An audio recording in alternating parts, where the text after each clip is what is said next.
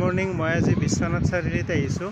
ইয়াতে বিশ্বনাথ ঘাটত আহিছোঁ। আজি বহাগ বিহুৰ তৃতীয়টো দিন, গোসাই বিহু। গতিকে সকলোৱে পূজা কৰি আছে। উদুলি মুদুলি পৰিৱেশ, আহক আমি সকলোৱে চাওঁ। সকলোকে অসমীয়া ৰঙালী বিহু তথা নতুন বছৰৰ শুভেচ্ছা জনাই আজিৰ এই ভিডিঅ'টো আৰম্ভ কৰিছোঁ। এইটো শিৱ পূজা কৰা হয়, শিৱ মন্দিৰ হয় ইয়াতে। এইটো বিশ্বনাথ ঘাটত। ইয়াতে বলবমৰ সময় বহুত ভক্তৰ ভিৰ হয় আৰু বহাগ বিহুৰ সময়তো হয়। এই সাত দিন বহুত ভিৰ হয়। চৌহদটো বিৰাট ধুনীয়া লাগে।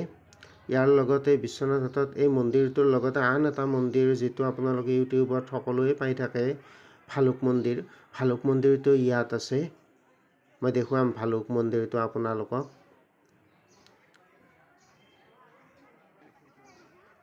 এই চৌহদটো বিৰাট ধুনীয়া, চাফ চিকুণ কৰি ৰাখিছে। গছ গছনি বা ফুলৰ গছ আছে, সেইকাৰণে বহুত ভাল লাগে। খোৱা পানীৰ ধুনীয়া ব্যৱস্থা আছে। এইটো হৈছে পুৰণি মন্দিৰ। এই পুৰণি মন্দিৰটোৰ অলপমান কিবা বহি গ'ল। পূজা কৰা ঠাইখিনি হয়তো ভূমিকম্পৰ ফলত হ'ব পাৰে, সেইকাৰণে নতুন মন্দিৰত এতিয়া পূজা অৰ্চনা কৰা হয়। এইপিনেৰে বাহিৰলৈ ওলাই যাব পাৰি মন্দিৰ চৌহদৰ পৰা। মন্দিৰ চৌহদৰ পৰা বাহিৰলৈ ওলাই গৈ ব্ৰহ্মপুত্ৰৰ একেবাৰে পাৰে পাৰে থকা ফুটপাথেৰে গৈ থাকিব পাৰি, ঘাটটো চাব পাৰি।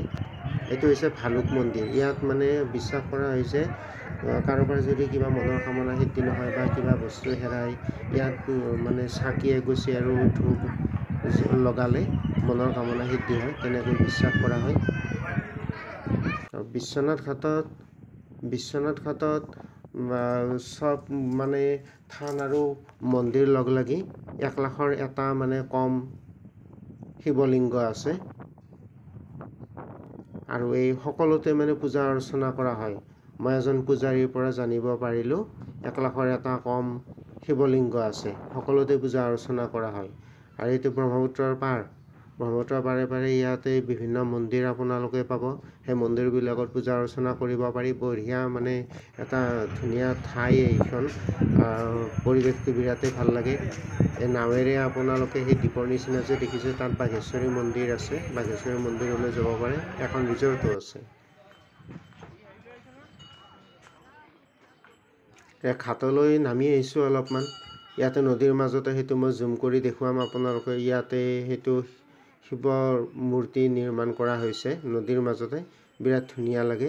শিৱৰ মূৰ্তিটো কিন্তু যেতিয়া পানী বাঢ়ি গৈ থাকে বাৰিষা কালত, তেতিয়াও কিন্তু তল নাযায়গৈ। কেনেবাকৈ সেইটো তল যাবলগীয়া হ'লে কিমান ডাঙৰ বানপানী হ'ব আপোনালোকে নিজে অনুমান কৰি চাওক। এইটো বাঘেশ্বৰী মন্দিৰ থকা দ্বীপৰ নিচিনা ঠাইখিনি নাৱেৰে পাৰ হৈ যাব পাৰি।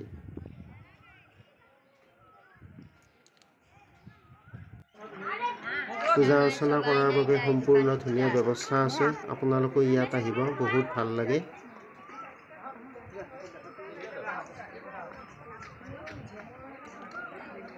ব্ৰহ্মপুত্ৰটো এনেকৈ চালে বহুত কিবা মনত এটা বেলেগ ধৰণৰ অনুভৱ এটা হয়। আমি ধন্য, অসমত জন্ম লোৱাসকলে। ব্ৰহ্মপুত্ৰ নদীটো আমাৰ মানে জন্মভূমিত আছে বুলি ক'ব পাৰোঁ।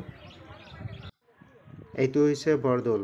বৰদৌলটো বহুত দূৰৰ পৰা দেখা যায় আৰু এই বৰদৌলটো মানে শিৱসাগৰৰ যিটো শিৱদৌল আছে, শিৱদৌলৰ নিচিনা ডাঙৰ।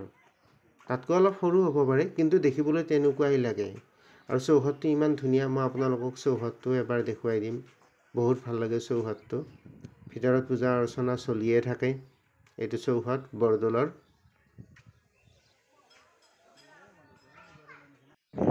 বিশ্বনাথ ঘাট দৰ্শন কৰিলোঁ, বহুত ভাল লাগিল। আপোনালোককো গোটেইখিনি দেখুৱালোঁ। গতিকে আপোনালোকে চাব। আপোনালোকেও এইটো ভিডিঅ'টো লাইক কমেণ্ট শ্বেয়াৰ কৰি দিব আৰু আপোনালোকেও ইয়াতে দৰ্শন কৰিব আহিব। বহুত ভাল লাগে পৰিৱেশ। আজিৰ কাৰণে ভিডিঅ'টো ইমানতে শেষ হ'ল। ধন্যবাদ।